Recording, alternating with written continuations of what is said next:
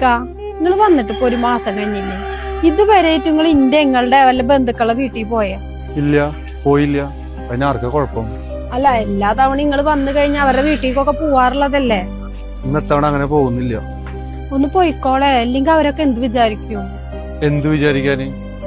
ഈ 2 കൊല്ലം അന്യ നാട്ടിൽ നിന്ന് കഷ്ടപ്പെട്ട് ജോലി ചെയ്ത് നാട്ടിൽ ലീവിന് വന്നാലേ ഈ പറയുന്ന ബന്ധുക്കളെ അങ്ങോട്ട് പോയി കാണണം എന്നുള്ള വല്ല നിയമമുണ്ടോ ഈ പ്രവാസികൾക്ക്? അതിനിപ്പോ എന്താ ഉണ്ടായത്?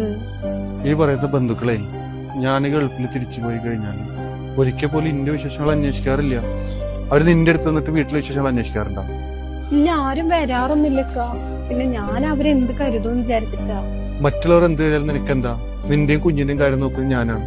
ഈ വാട്സാപ്പും ബാക്കിയുള്ള എല്ലാ സൗകര്യവും ഉള്ളപ്പോഴേ ഈ നാട്ടിൽ നിന്ന് ഈ ബന്ധുക്കൾ ഒരു നേരം പോലും വിളിച്ചിട്ട് ഗൾഫിലുള്ളവരെ വിശേഷങ്ങൾ അന്വേഷിക്കില്ല. ഗൾഫിലുള്ളവർ നാട്ടിലുള്ളവർക്ക് വിളിച്ചിട്ട് വിശേഷങ്ങൾ അന്വേഷിക്കേണ്ടത് പ്രവാസിയുടെ കടമയ്ക്ക് വെച്ചെടുക്കുകയാണ്. നാട്ടിലെ ഓരോരോ തേങ്ങയിലെ ആചാരങ്ങൾ